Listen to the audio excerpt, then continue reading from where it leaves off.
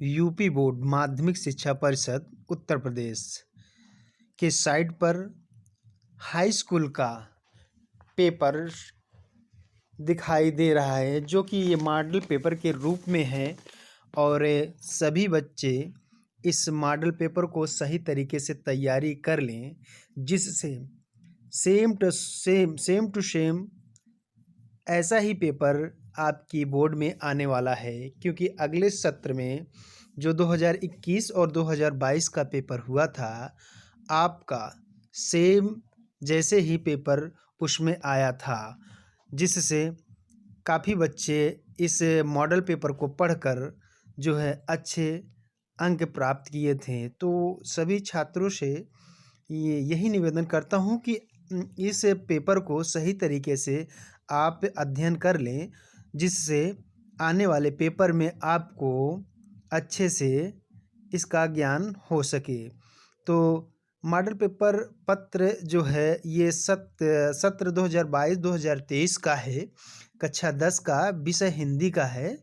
तो ये समय 3 घंटे 15 मिनट को आपको दिया जाएगा और पूर्णांक 70 नंबर का होगा, जो कि इसमें निर्देश दिया गया है कि प्रारंभ के 15 मिनट पत्रखंड आ में बहुविकल्पी प्रश्न हैं, जिसमें सही विकल्प का चयन करके OMR शीट पर नीले अथवा काले वॉल पॉइंट पेन से सही विकल्प वाले गोले को पूर्ण रूप से काला करना है। क्योंकि अब की बार आपकी लिखित परीक्षा के साथ आपको OMR शीट मिलेगी, जो कि उसमें आपको समथिंग 1 नंबर से लेकर 20 नंबर तक जो भी प्रश्न होंगे आपको विकल्प के रूप में दिए जाएंगे, जो कि आपको उसमें काला करना है। तो उसको क्योंकि अब की बार जो है कंप्यूटर पे आपके OMR शीट को स्कैनिंग करके जो है आपको नंबर को जोड़ा जाएगा और उसमें आपके मार्कशीट में उसे अंकित किया जाएगा।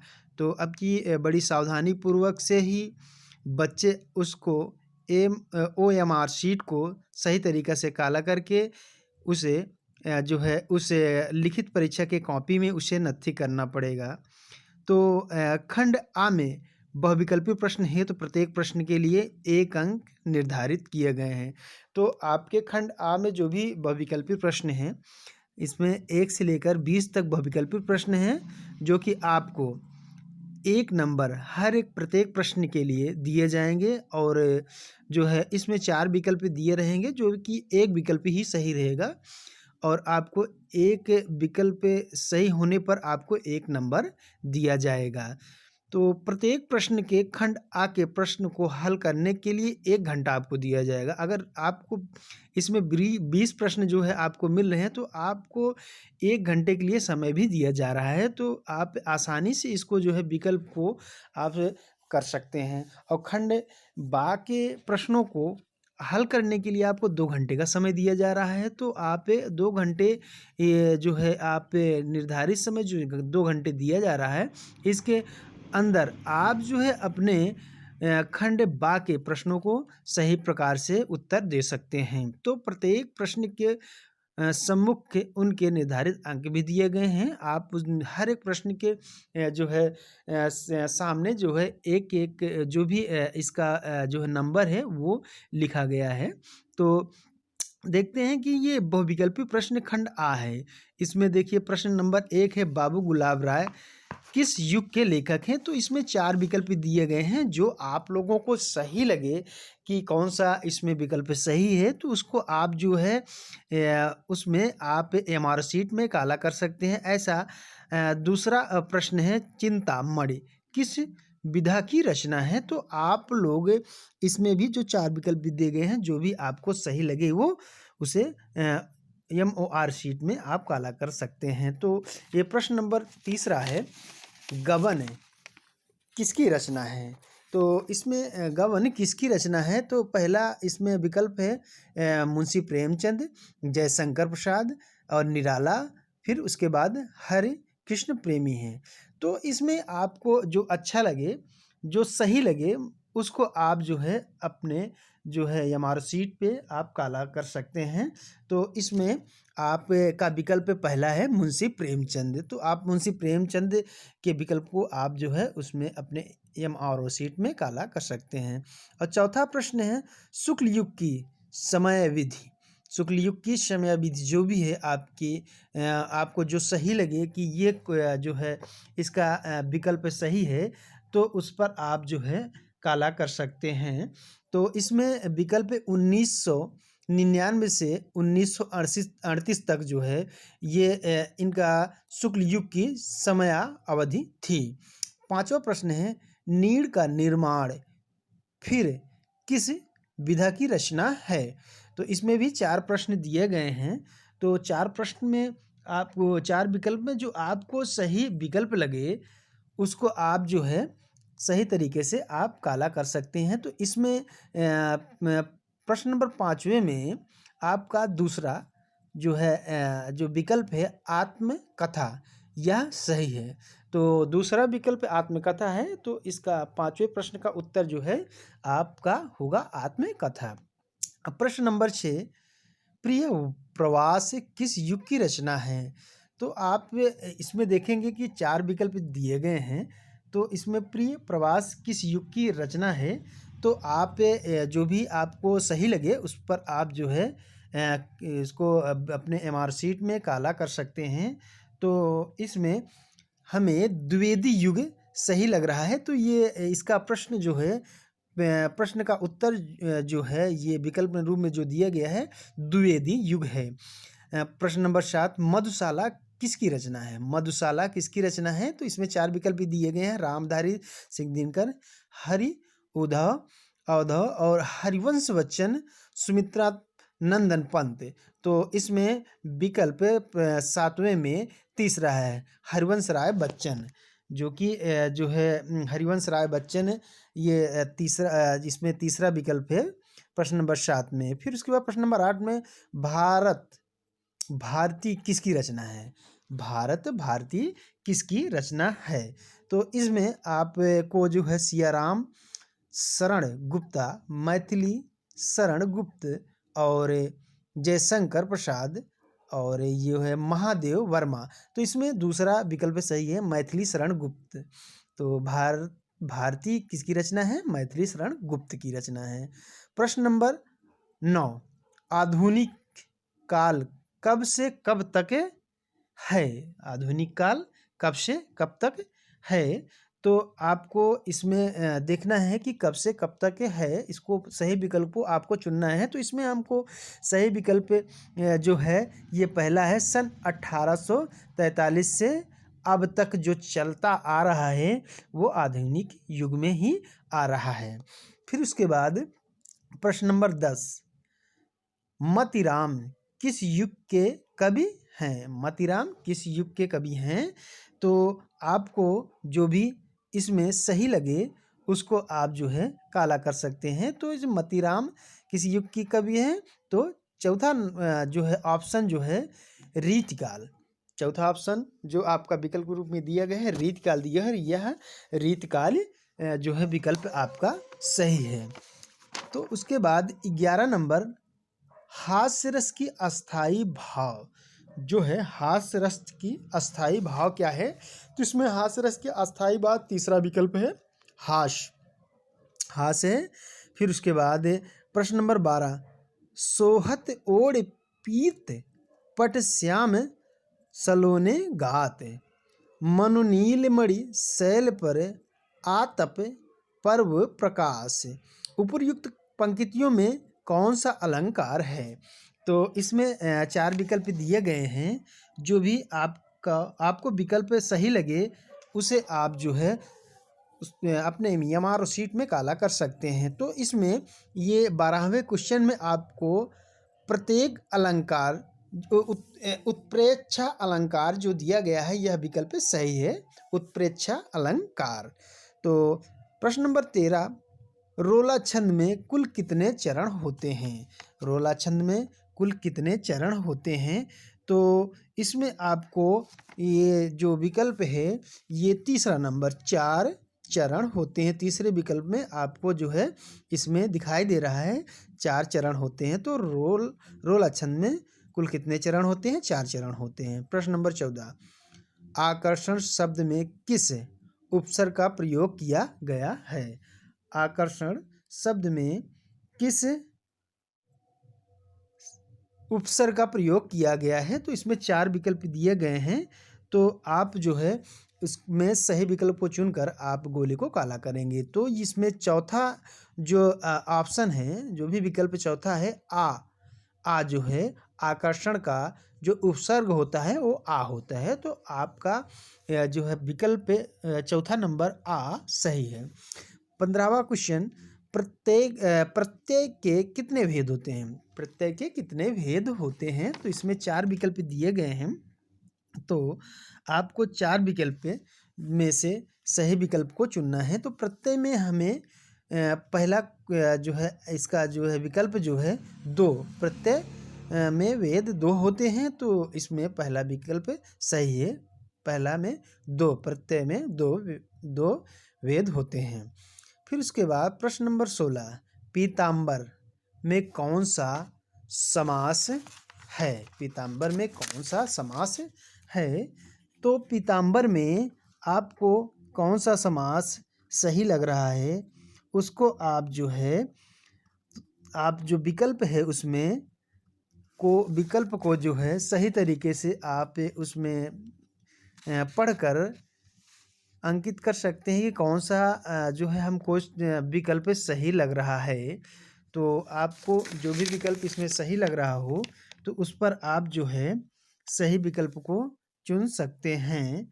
तो इसमें आपको सही विकल्प जो लग रहा हो, हमारा जो हम जो देख रहे हैं इसमें सही विकल्प के रूप में, तो इसमें कर्म धारण है। इसमें जो सही विकल्प है वो कर्म धारण है, क्योंकि कर्मधारण समास सूत्र विश्लेषण जिस समास में पूर्व पद विश्लेषण व उपमा सूचक और उत्तर पद अथवा संज्ञा हो तो उसे कर्मधारय समास कहते हैं। विग्रह करने पर दोनों पद एक ही कारक या विभक्ति में होते हैं। जैसे महात्मा का मतलब ये होता है महान आत्मा। उसे दो विकरणों को जोड़कर वो महात्मा बनते हैं। तो इस प्रकार से जो है ये जो है कर्म धारण इसमें विकल्प सही है। फिर उसके बाद आ गया आंसू का तत्सम रूप। आंसू का तत्सम रूप क्या है? तो इसमें 4 विकल्प दिए गए हैं। आंसू के तत्सम रूप में जो है आप 4 विकल्प को सही तरीके से उसमें आप चुन सकते हैं। तो इसमें प्रथम विकल्प जो है, पहला विकल्प जो है अश्रु सही है। तो इसमें आपका जो है 17 में पहला का अश्रु विकल्प जो है वो सही। नंबर 18, यण संधि का सूत्र। इसमें 4 विकल्प दिए गए हैं। आपको एक विकल्प को चुनना है जो कि आपको जो है एक विकल्प के रूप में वह सही होगा। तो इसमें जो है 18 में तीसरा विकल्प जो है सही है। इकोयणचि शब्द जो है इसमें जो लिखा गया है तीसरे नंबर पर यह सही है। फिर प्रश्न नंबर 19, फलस्य शब्द का वचन एवं विभक्ति क्या है? तो इसमें 4 भी विकल्प भी दिए गए हैं। जो आपको सही लगे इस पर आप क्लिक कर सकते हैं। फिर इसके बाद प्रश्न नंबर 20, पठत धातु का वचन एवं पुरुष है। तो इसमें आपको देखना है कि पठत धातु का वचन एवं पुरुष क्या है। तो इसमें आप को 4 विकल्प भी दिए गए हैं। इसमें आपको दूसरा विकल्प सही करना है, प्रथम पुरुष एक वचन। यह विकल्प आपके लिए यह सही है। फिर उसके बाद खंड आपके लिए भाग यह 50 अंकों का पूर्णांक होगा, क्योंकि 20 अंक जो है आपके विकल्प रूप में थे वह जो है वो पूर्ण कर लिए गए। अब 50 नंबर का आपका पूर्णांक है। तो आप जो है इसमें वर्णात्मक प्रश्न खंड बा में दिए गए हैं। तो पहला प्रश्न जो इसमें है आपको निम्नलिखित गद्यांश पर आधारित है। ये तीनों प्रश्न जो इसमें जो पहला प्रश्न है, ये तीनों प्रश्न जो है आपके गद्यांश पर आधारित है। इसमें जो है 3 गुणित 2 बराबर 6 अंक जो है आपको प्राप्त होंगे। तो इसमें जो है फिर उसके बाद आपको अथवा भी दिया गया है। अथवा में भी जो है इसमें आपको अगर आपको पहला नहीं आ रहा है तो आप अथवा भी कर सकते हैं, या आपको जो है पहला आ रहा है तो अथवा करने की कोई ज़रूरत नहीं है। प्रश्न नंबर दूसरे में दिए गए हैं, दिए गए पद्यांश पर आधारित 3 प्रश्नों का उत्तर दीजिए। इसमें भी 3 गुणित 2 बराबर 6 जो है अंक हैं। इसमें आपको जो है इसमें तो इसका उत्तर आपको देना है। तो इसमें जो है लिखा गया है कि चरण कमल बैदोह हरिराई, जाकी कृपा पंगु गिर लय हो, अंधे को सब कुछ दर्शाई, बहिरो सुनो गूंग पुनि बोले, रंग चले सिर छत्र धराई, सूर्यदास स्वामी करुणामय, बार बार बंदो तिह पाई। तो इसमें इसका जो अर्थ होता है वो बहुत ही सरलता पूर्वक से जो है दर्शाया जाता है, और आप लोग भी इसका जो है इसकी व्याख्या अच्छे से कर सकते हैं। तो जैसे कि भक्त शिरोमणि सूरदास जी श्री कृष्ण के चरणों कमलों की महिमा का वर्णन करते हुए कहते हैं कि प्रभु, मैं आपके चरणों की जो कमल के समान कोमल है वंदना करता हूँ। इनकी महिमा अपरंपार है, जिनकी कृपा से लंगड़ा व्यक्ति पर्वतों को लांघ जाता है, अंधे व्यक्ति को सब कुछ दिखाई देने लगता है, बहरे को सुनाई देने लगता है, गूंगे बोलने लगते हैं, और गरीब व्यक्ति राजा बनकर अपने सिर पर छत्र धारण कर लेता है। सूरदास जी कहते हैं कि हे कृपालु और दयालु प्रभु, मैं आपके चरणों की बार बार वंदना करता हूँ। आपकी कृपा से असंभव कार्य भी संभव हो जाते हैं। अतः ऐसे दयालु श्री कृष्ण के चरणों में मैं बार बार वंदना करता हूँ। तो इस की व्याख्या सरलतापूर्वक आप लोग कर सकते हैं। और इसके प्रश्न नंबर दूसरे में अथवा भी दिया गया है। तो आपको जो सही लगे, आपको प्रश्न में जो आपको उसमें प्रश्न में ऊपर आपको जो दिया गया है उसको अगर आपको सही लग रहा है तो उसके आप कर सकते हैं। अगर अथवा आपको जो है उसमें आपको आ रहा है कि हम इसको सही तरीके से कर ले जाएंगे, तो आप अथवा भी कर सकते हैं। अथवा में कहा है, सुन सुंदर वैन सुधारत सने, सुनि सुंदर बैन सुधारस साने, सयानी है जानकी जानी भली, तिरछे कर नैन तीन है, समझाई कछु मुस्काई चली, तुलसी तेहि अवसर स्वयं रावै, अवलोकत लोचन लाहु अली, अनुराग तड़ाग में भानु उदय, बिगसी मन मुंजल कुंजकली। तो इसका भी व्याख्या आप सरलता पूर्वक से आप दे सकते हैं। तो इसकी व्याख्या है कि कहते हैं कि ग्राम बंधुओं ने राम के विषय में सीता जी से पूछा कि हे सांवले और सुंदर रूप वाले, तुम्हारे क्या लगते हैं?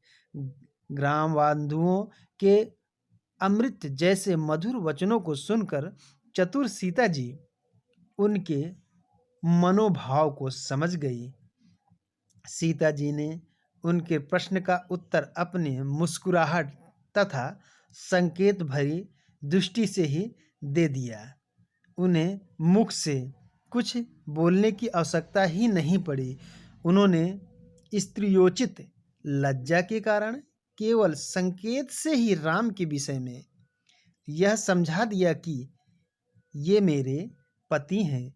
तुलसीदास जी कहते हैं कि सीता जी के संकेत को समझकर सभी सखियां राम के सौंदर्य को एकटक देखती हुई अपने नेत्रों का लाभ प्राप्त करने लगी। उस समय ऐसे प्रतीत हो रहा था कि मानो प्रेम के सरोवर में राम रूपी सूर्य का उदय हो गया है और ग्राम बंधुओं के क्षेत्र रूपी कमल की सुंदरता कलियां खिल गई हैं। तो जो है इसका विकल्प जो है आप अच्छे तरीके से जो है आप व्याख्या के रूप में जो है इसको संदर्भित कर सकते हैं।